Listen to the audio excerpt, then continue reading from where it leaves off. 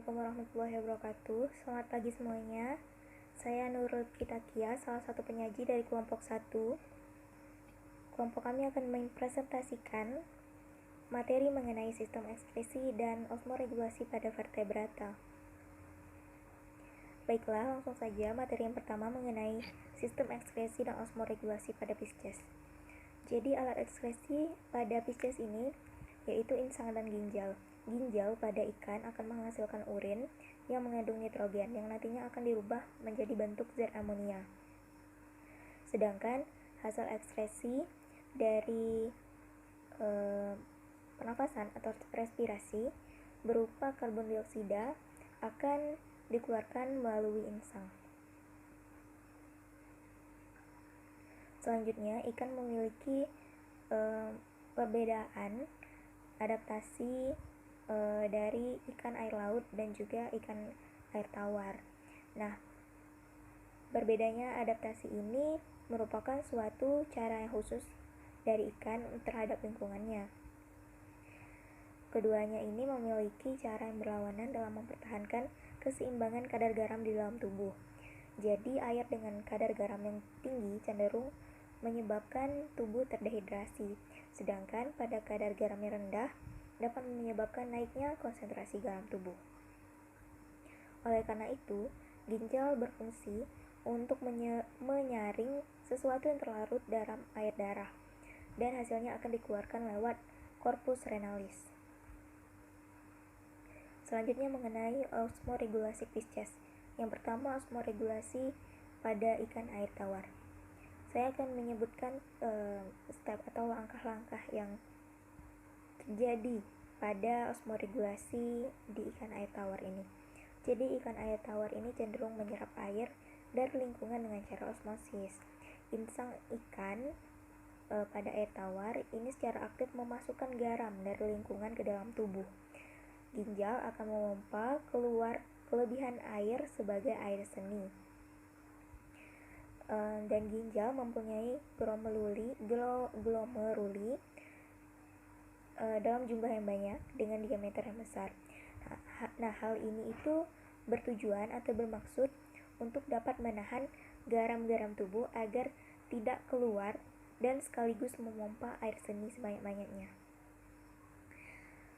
Ketika cairan dari badan LPG memasuki tubuh ginjal, glukosa akan diserap kembali pada tubuli proksimal dan garam-garam diserap kembali pada tubuli distal. Nah, dinding-dinding pada tubuli ginjal ini bersifat permeabel atau kedap air dan tidak dapat ditembus oleh air. Jadi urin yang dihasilkan ini mengandung konsentrasi air yang tinggi. Sedangkan perbedaannya dengan osmoregulasi pada ikan air laut, ikan air laut ini memiliki konsentrasi garam yang cukup tinggi di dalam darahnya. Dan ikan air laut ini cenderung untuk kehilangan air di dalam sel-sel tubuh karena proses osmosis, karena tingginya kadar garam itu. Mungkin itu saja yang dapat saya sampaikan mengenai sistem ekskresi dan osmoregulasi pada ikan atau Pisces. Mohon maaf jika banyak kekurangan dan kesalahan. Saya akhiri. Wassalamualaikum warahmatullahi wabarakatuh. Baik, di sini saya akan melanjutkan pembahasan tentang sistem ekskresi dan osmoregulasi pada amfibi. Pada sistem ekskresi amfibi ini kami kasih contoh katak. Alat ekskresi pada katak ialah ginjal yang obstinerpros yang dihubungkan dengan ureter di vesika urinaria, berwarna merah kecoklatan serta terletak di kanan dan kiri tulang belakang. Alat ekskresinya itu berupa kulit, paru-paru, dan insang. Pada katak jantan, saluran ginjal dan saluran kelaminnya bersatu, sedangkan katak betina itu tidak. Saat mengalami metamorfosis, amfibi mengubah ekskresi amonia menjadi urea. Pada saat larva berubah jadi berudu dan berwarna dan hewan darat dewasa. Salah.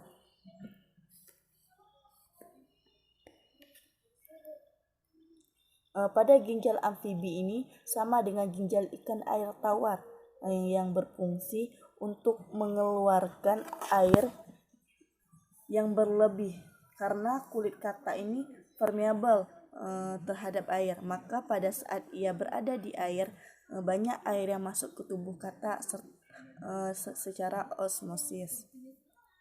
Katak menyesuaikan dirinya terhadap kandungan air sesuai dengan lingkungan di sekitarnya. Jadi dengan cara mengatur laju filtrasi yang dilakukan oleh glomerulus, sistem portal rena berfungsi untuk membuang bahan-bahan yang diserap kembali oleh tubuh selama masa aliran darah melalui glomerulus dibatasi. Terus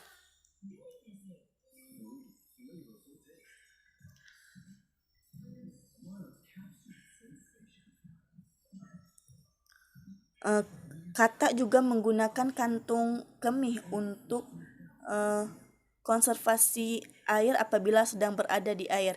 Jadi kantung kemih terisi urin ini berupa yang encer. Pada saat berada di darat, air diserap kembali ke dalam darah menggantikan air yang hilang melalui evaporasi kulit. Jadi hormon yang mengendalikan ini adalah hormon yang sama dengan ADH.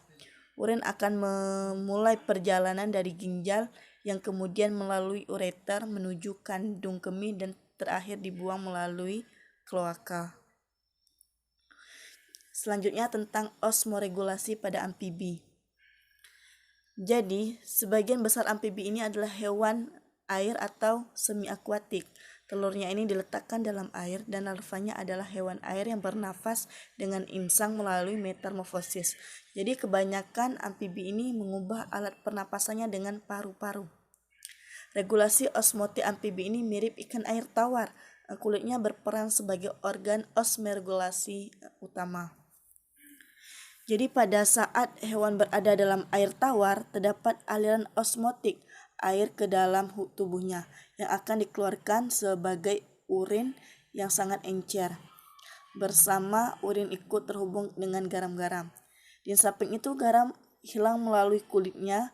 Kehilangan garam ini diganti dengan jalan pengambilan secara aktif dari dalam air tawar melalui kulitnya.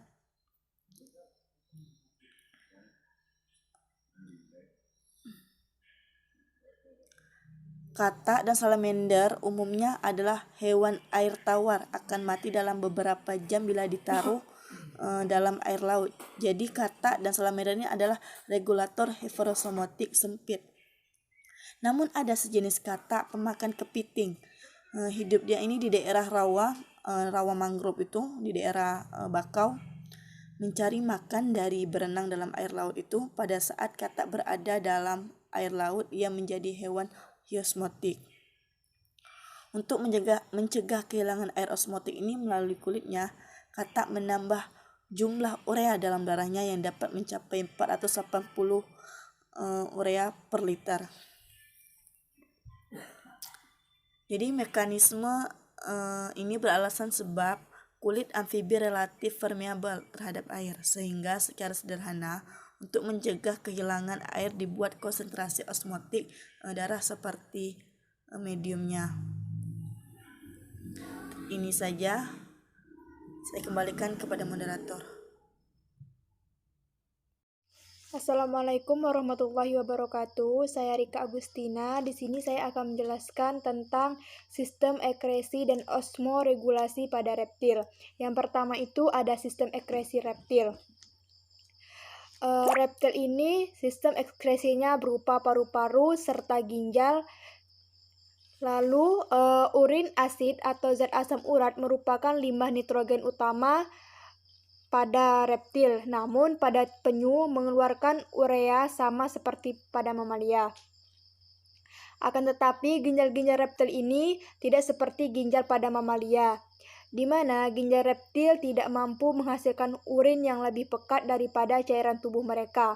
Hal ini disebabkan karena ginjal pada reptil ini tidak memiliki struktur khusus yang disebut dengan loop dari Henle yang biasanya ada pada burung dan mamalia, sehingga sebagian besar reptil akan menggunakan usus besar mereka untuk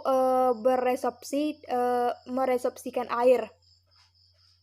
Nah, ada beberapa reptil lainnya juga memiliki kemampuan mengambil kembali air yang tersimpan di dalam kandung kemih.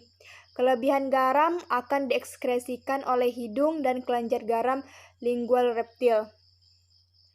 Alat ekskresi pada reptil berupa ginjal metanefros, kulit, dan paru-paru. Metanefros ini berfungsi setelah pronefros dan mesonefros, yang merupakan alat ekskresi utama saat stadium embrio menghilang. Ginjal ini dihubungkan oleh uretra ke vesikel urinaria yang bermuara langsung ke kloaka. Bentuk ureter menyempit di bagian posterior, ukurannya kecil dan permukaannya beruang-ruang. Selain ginjal, reptil memiliki kelenjar kulit yang menghasilkan asam urat tertentu yang berguna untuk mengusir musuh. Pada jenis kura-kura tertentu terdapat vesikel urinaria tambahan yang juga bermuara langsung ke kloaka dan berfungsi sebagai organ respirasi. Namun anggota reptil lain seperti ular, krokodil, dan aligator tidak mempunyai vesikel urinaria sehingga asam urat keluar bersama fases. Selanjutnya itu ada osmoregulasi reptil. Nah, osmoregulasi pada kelas reptil ini meliputi ular, buaya, kura-kura memiliki kulit yang kering dan bersisi. Keadaan kulit yang kering dan bersisi ini merupakan cara beradaptasi yang baik terhadap lingkungan darat agar tidak kehilangan banyak air. Di mana hewan reptil ini menghasilkan zat sisa bernitrogen dalam bentuk asam urat yang pengeluarannya membutuhkan sedikit air. Selain itu, reptil juga melakukan penghematan air dengan menghasilkan fases yang kering. Bahkan, kadal dan kura-kura pada saat mengalami dehidrasi mampu memanfaatkan urin encer yang dihasilkan dan disimpan di kantung kemih dengan cara mereabsorpsi. Sekian dari saya tentang ekskresi dan osmoregulasi reptil. Terima kasih. Baik, saya akan menjelaskan tentang sistem ekskresi dan osmoregulasi pada burung. Yang pertama, saya akan membahas tentang sistem ekskresi burung. Alat ekskresi ini berupa sepasang ginjal metanefros, yaitu kulit dan paru-paru. Ginjal dihubungkan oleh ureter ke kloaka karena burung tidak memiliki vesika urinaria.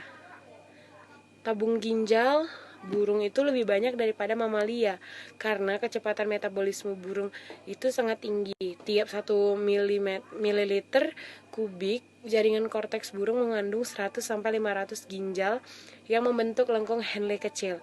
Air dalam tubuh disimpan melalui reabsorpsi di tubulus, dan di dalam kloaka juga terdapat reabsorpsi air yang menambah jumlah air dalam tubuh. Sampah nitrogen dibuang sebagai asam urat yang dikeluarkan lewat kloaka sebagai kristal putih yang bercampur feses. Selanjutnya, kelebihan garam biasanya dikeluarkan burung melalui bagian lubang hidung pada paruh burung. Sedangkan pada jenis burung laut, biasanya larutan garam akan dikeluarkan melalui kelenjar garam nasal khusus pada burung. Khusus pada burung laut seperti camar, selain mengekskresikan asam urat juga mengekskresikan garam. Selanjutnya masuk ke dalam osmoregulasi burung. Osmoregulasi pada burung mengeluarkan kelebihan garam tersebut melalui kelenjar garam yang terdapat pada cekungan dangkal di kepala bagian atas, di sebelah atas setiap matanya, di dekat hidung. Adaptasi juga mempertahankan keseimbangan air juga dilakukan oleh burung. Pada burung, peraturan keseimbangan air ternyata berkaitan dengan proses mempertahankan suhu tubuh. Burung juga mengeluarkan kelebihan garam melalui kelenjar garam yang terdapat pada cekungan dangkal di kepala bagian atas, di sebelah atas tiap matanya, dan di dekat hidung. Baik, di sini saya akan melanjutkan pembahasan tentang sistem ekskresi dan osmoregulasi pada mamalia. Tadi tentang sistem ekskresi pada amfibi, sekarang tentang mamalia. Sistem ekskresi pada mamalia. Ekskresi pada mamalianya itu umum sama dengan ekskresi pada manusia, di mana terjadi pembentukan urin pada ginjal serta membuang karbon dioksida dari paru-paru. Produk limbah ini dibuang melalui nafas dan buang air kecil. Apabila ekresi pada suatu organisme tidak bekerja dengan baik, maka limbah sisa metabolisme yang umumnya bersifat racun ini akan menumpuk dalam bentuk organisme tersebut dan akhirnya akan menyebabkan kematian. Alat ekresi pada mamalia yaitu kulit, paru-paru, ginjal, hati. Kulit mengeluarkan keringat, ginjal mengeluarkan urin, hati mengeluarkan urea, dan paru-paru mengeluarkan karbon dioksida. Baik, alat ekresi tadi ada 4, ginjal, paru-paru, hati, dan kulit. Yang pertama alat ekresi yaitu ginjal. Setiap mamalia mengalami yang namanya pembuangan urin.